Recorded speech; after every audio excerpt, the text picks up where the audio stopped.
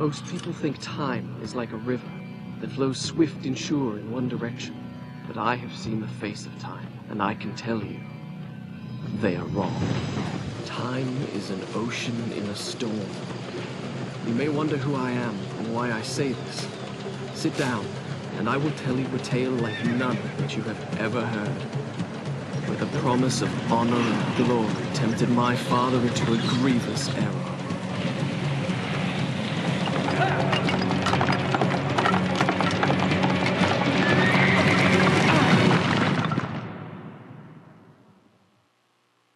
Hi guys, welcome back. Scatlink here, we're off for a new channel update. Now, as I mentioned at the end of our last What's in a Treasure Chest video, where I was doing a recap of our previous year of projects, which pretty much all went through, a little bit of a delay here and there with some stuff because Hat in Time summer event went kind of insane, so I kind of need to keep summer free, just in case if that happens again.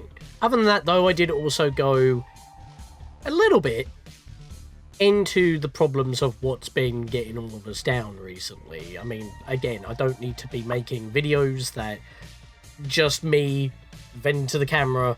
I have debated on doing that before, and I don't want to do that because I don't want to put that kind of content out there. We've already had our Doom and Gloom multiple times already, like with the Cop Apocalypse and all that. We don't need that again, and I don't want to be dwelling on that. Together this year, we persevere, and I think that is a fitting theme for this year, ironically enough, although not the projects themselves are going to be mostly about that, because we've actually got a couple of milestones that I need to talk about as well, considering that if everything goes well in this year, I would hit my 50th Let's Play project.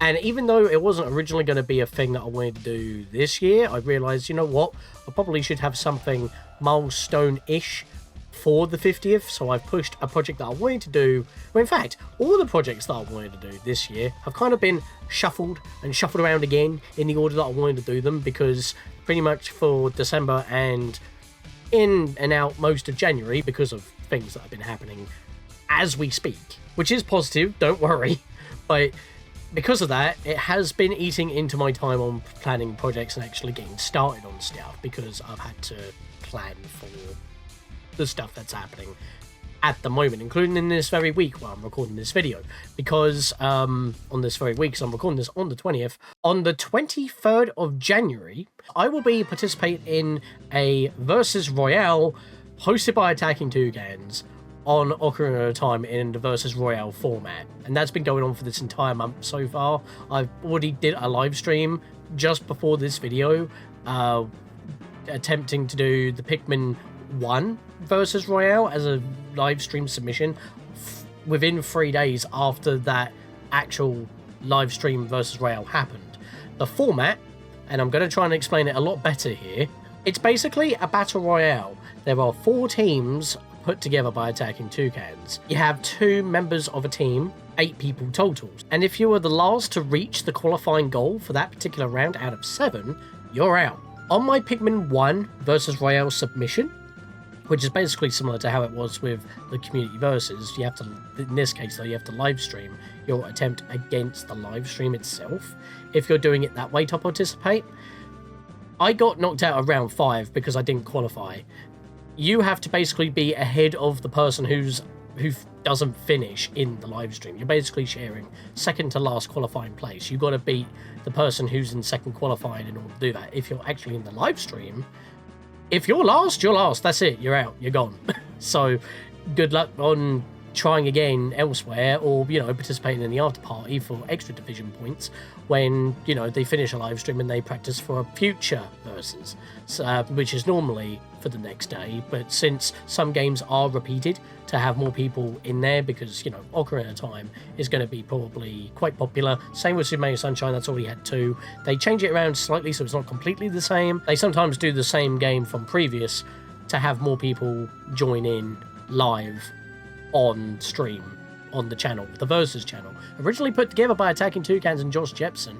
And I know that some of my early submissions are cringe back in the day, but that live stream is in that playlist because it is a submission for the Versus channel. It basically, this is season 0 of the Royale format. They're ironing out the kinks, but they basically cracked the code on actually making it a community-based thing, to the fact that you can actually just be there as long as you can capture your footage in some way for the live stream to share it through Discord, because we actually have this community that can actually interact with each other, that is not regulated to a subsidiary website or just the comments section of YouTube. It's insane. So look forward to that. Even though I basically talked about something a day before, I'm going to go backwards a day to the 22nd of January or another live stream announcement. But before I get into that, I wanted to talk about mainly the Let's Play project that I'm going to be starting fresh, never touched before, to start off this year, because I mean it's not that cold, but it was cold and it's winter. So I'm going to start off with something that's a little bit belated: South Park Snow Day. You're probably figuring why I'm also doing this, because it seems to be a perfect time, considering that South Park has once again in gaming come to the forefront because of Fortnite, and that's what we're going to be playing on Thursday night, which is January 22nd. So I'm doing 2 live streams back to back. That's going to be with some members of the Nerd Hood. That will be Ursika, that will be Connor Meza, maybe my bro Master Aaron, and maybe Spirit... no, Spirit Wolf can't be in there, but he was originally going to be. Because apparently you can do 5-man squads now, which is actually pretty nifty. I haven't really touched Fortnite hardly at all since the new season started. I think we're on chapter 7 or something, chapter 6, which was originally shock and awesome because, you know, Halo, and more importantly for me personally, Power Rangers was added, because I couldn't play Arc Survival Evolved until I had this machine, and I still haven't touched it yet. But also the Simpsons mini season happened, which obviously I had to play in order to get Ned Flanders. I was tempted to get Mo, maybe Krusty, but the South Park has now come out, and I had to do that because I need the Butters MVP. I am aware that in the newly designed Battle Pass, where you can just complete the first section and then choose another section to do, I didn't pay for the Battle Pass just for Marty McFly. I'd rather wait until maybe a year or 2 down the line where they release like a costume pack of Marty and or Doc Brown. I know that the DeLorean was added as well. They've done a lot of Back to the Future stuff, but even though obviously I played the Simpsons one for Ned Flanders, there was multiple different versions of Ned, and you also want Homer, and all the other characters and stuff that was in that pack was actually worth. In this Battle Pass, the only thing that interests me is the normal Marty McFly, not Marty McFly Jr., just the normal one. But I wasn't going to be investing into another Battle Pass. I know I could get Fortnite Crew, but if I'm not playing the game regularly enough, like I was during when I bought the previous Battle Pass, the 2 Battle Passes for The Simpsons and then for Chapter 7 in general, there's no point me actually paying for it, but thankfully they were straight in the store for South Park, so I just got Butters. And if you've seen my Stick of Truth or my Fractured But Whole Let's Plays, you would know how MV Butters is as a P. And I know that South Park Snow Day has had mixed reception. I've got all the DLC. I haven't touched the game yet at all, and I'll playing with my DualShock 4. So that's what we'll be doing. We'll be going back to South Park and make some friends, man. Now, the list of Let's Plays I've got planned so far, I literally could not decide on what I wanted to do first, and if I didn't decide to do South Park Snow Day, I was going to be basically starting with any of the rest of them. These were going to be in any order, and they could change, but I'm pretty sure I want to do it in this particular order, because I don't know how long Snow Day is going to be. It's Snow Day, so it shouldn't be that long. I think they're trying to push the multiplayer more than anything else on that game, so it shouldn't be too long for the campaign. But should be spring around that time, so even though, once again, mentioning the Versus Royales, where I did Pikmin, of course, after practicing Pikmin Squared, Louie's Quest, I then had to go back and play Pikmin 1 on the Switch anyway. But Pikmin Squared, in general, which does have the core game in there, is like a mod of Pikmin 1 within Pikmin 2. So, unlike with the Wii version of Pikmin 1, where it took the Pikmin AI from Pikmin 2, the new play control for Pikmin 2 for the Wii, and then put that in Pikmin 1 for the Wii. Yes, the only thing that gets really moved over is just the Pikmin AI, but in this, it actually not, well, technically remakes the game, but it's more like a remaster more than just an HD port or widescreen port with new play control, as what the Wii and Switch versions of Pikmin 1 were. This is the superior version of Pikmin 1, and as I said, we're covering Louie's Quest, because I don't really need to cover anything other than what was added to Pikmin 1, and I can cover the mechanical differences in that part of the video before we head straight into Louie's Quest with, you know, day one being the tutorial and all that. But when it comes to, like, Bomb Rocks, that's been completely revamped. It kind of fuses the accidental whistle dropping of bombs from the GameCube original Pikmin 1 and makes it an actual functional feature. Because, like, in the Wii version, as well as the Switch version, they don't drop the bombs when they whistle, so they're always carrying the bombs unless you toss them and they decide to drop or throw the bomb. So you actually have much more control over that.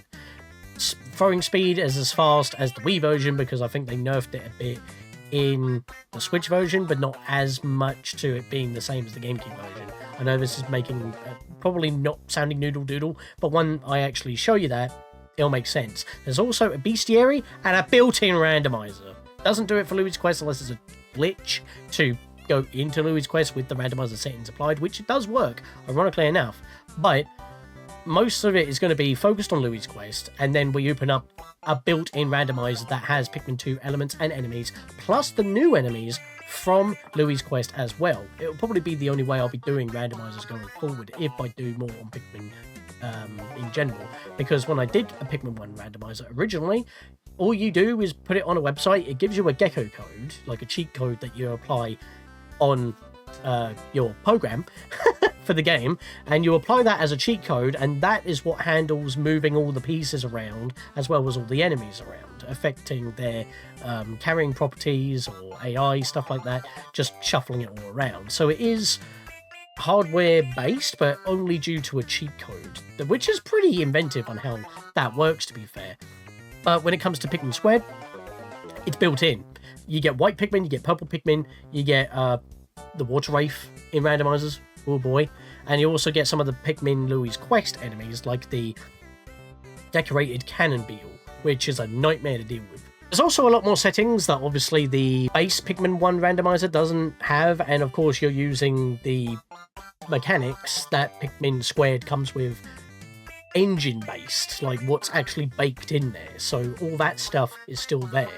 So, as I said, it is basically the best way to play the game. It's widescreen as well.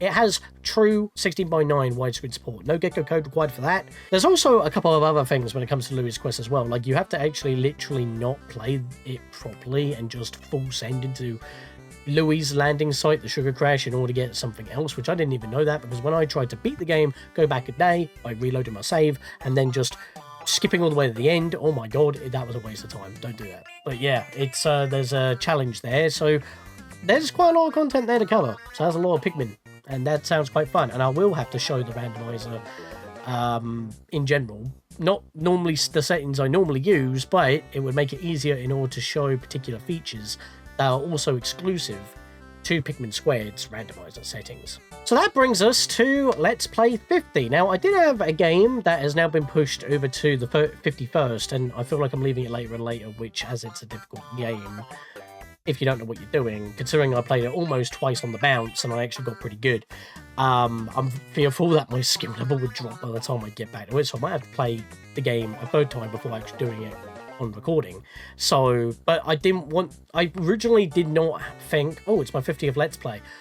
Should I have... That's quite a lot of projects, you know? I should probably do something that is quite infamous on the channel, but I did not want to do anything Twilight Princess related. We saved that for our subscriber special milestone. So, what other project is quite infamous? PokeMMO. I haven't actually talked to anybody about this yet, but this will be my 50th. The next one can just wait until I at least get this started. There is obviously a very high chance that Let's Play 51 will finish before this. But it's not going to be the same as before, where everyone that is involved is required to stream their end. I'm just going to stream my end, and if anyone else wants to, they can do whatever. And it should go a lot more smoother than that. Plus, everyone has their setups actually working. Like, this is obviously very cursed, but it's no longer fire red. We're going elsewhere. I want to go to Hoenn. I want me Blaziken. You can't stop me. And it just gives me an excuse to use the Pokken render, because that is such a beautiful render. Like, such highly defined Blaziken goodness right there. Honestly. And yes, I am starting with a Torchic. You can't stop me on that one. But yeah, I want to do PokeMMO Emerald for my 50th Let's Play. I mean, technically, yes, it's continuing on from where we started in Kanto Fire Red. However, it is, in fact, moving on from that. It'll be the same file, so I'll be moving onwards. Of course, if there's any differences, which I don't believe there would be as many. But obviously, when it comes to legendaries as well, that'll be Emerald. But at the same time, it's a lot more widespread. And I don't really want to be dealing with the Reggies. I don't want to be dealing with Braille and all that. So it'll probably be, again, it's a Let's Play. It's not like I'm going, definitely not 100%, because I have to fill in the Pokedex. That cannot be done on MMO, really, in good conscience, anyway. On cartridge for the Gen 3 games, most certainly, you're not going to get a National Dex. It's just not happening. But when it comes to just playing Emerald, I really want to do that, because if you remember back in the day, I did a Emerald Randomizer Nuzlocke, and I don't normally do challenge runs until I've done the game normally. Pokemon's a bit of a unique case because it just changes what you catch, but I still want to do Emerald before I move on to any of the other games, and I haven't done that yet. And that'll be another nice community-based thing. If anyone wants to join in, they can do.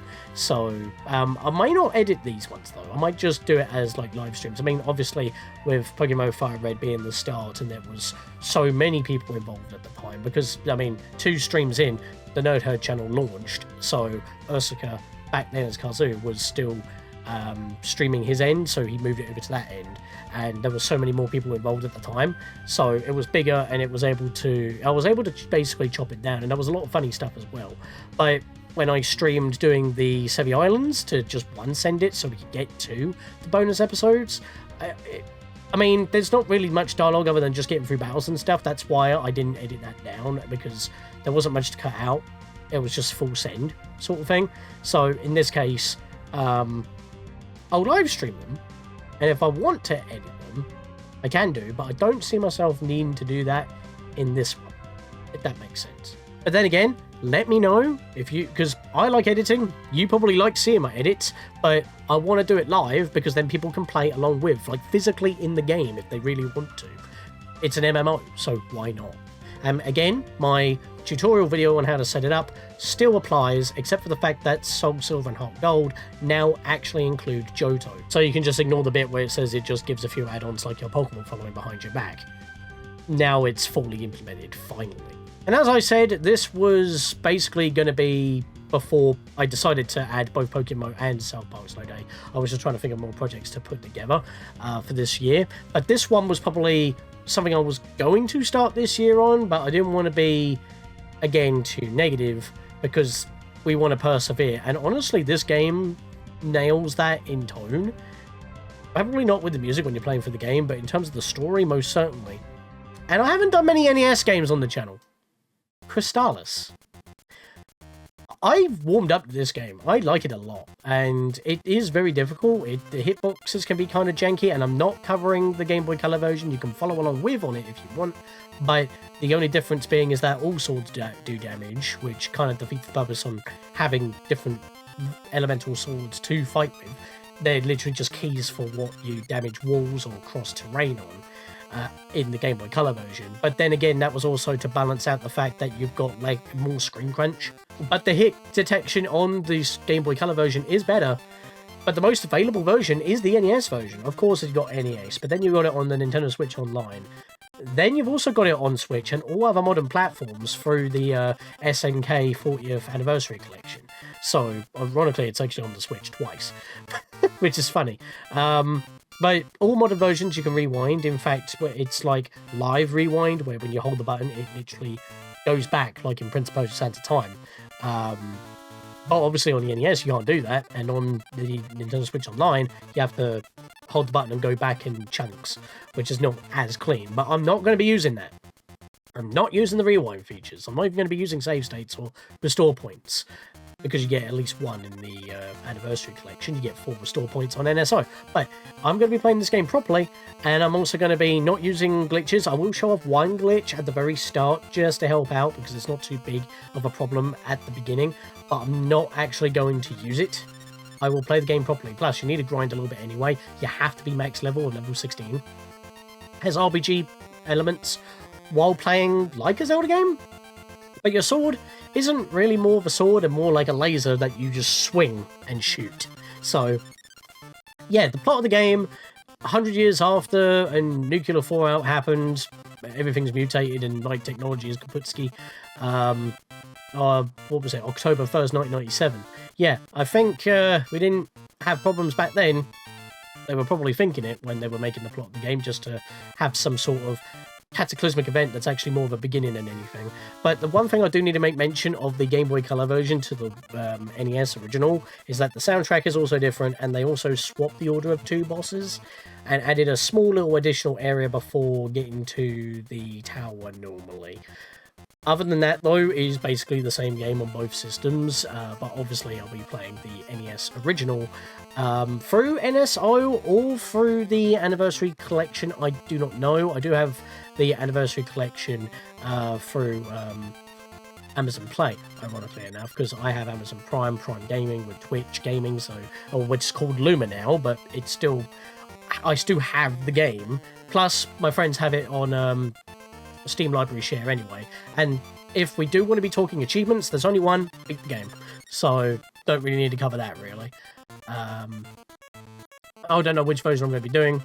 It's a toss-up, but it doesn't really have a problem other than on Steam Deck, where I noticed sometimes the control just locks you into a certain position and that screws me over, so I have to rewind. So because of that, might do Anniversary Collection on normal PC, or I'll do NSO, but I will be covering all the differences regardless. As you know, we've still got the gold quest going on with Panda Man. There was actually a bit of a problem with episode, or session, shall I say, because we've recorded them in sessions. He does the editing as much as he does, but there was kind of a problem with 4, where for some reason my audio, my commentary was not being captured, as well as gameplay audio on his end as well, which is very strange. But that has now been sorted, but we were going into session 5 with the idea that we were going to speed up session 4 at the start of session 5, and that would have been session 4 plus or something, so you get 2 sessions in one video. But because we managed to basically restore it to get our commentary back, anytime that we mentioned that there would be a speed up of the original session 4, there wasn't any. That's the blemish. So session 4 has been restored, and session 5, which was going to be session 4 because of the problems, that didn't happen in the end. So yay! We're almost at the end of the game, actually. I think it's only going to take us about 6 sessions, so probably the final session, but then again, there's a lot of gold skulltulas. Think of Gold Quest as Master Quest Plus. Not only does it remix the dungeons again, but it now also remixes item order, as well as outside of the dungeons as well. So it's like a Master Quest Plus, if you will.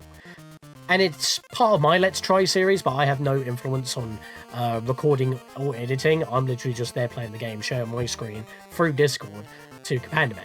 So keep an eye out for when those come out. I share them when they come out as well. And that also goes for Master Aaron's Wind Waker. We need to continue on that. We've been pretty bad at that, but he's also been on a grind with all of the games that he's been getting. At least he can tackle his backlog. I can't. I need time. And then I'm doing this. And I push myself. And that's crazy. It's I like to edit. And if I sit out of it for too long, it's a big pain trying to get back into it. Because it's like, I just want to get through my backlog, and I know I should give myself some time. I know I do. And I try to. I mean, that's why I got the Steam Deck. It's so I could, at least for PC games, I can get through my backlog of games that I have that I want to play, even when I'm AFK, effectively so.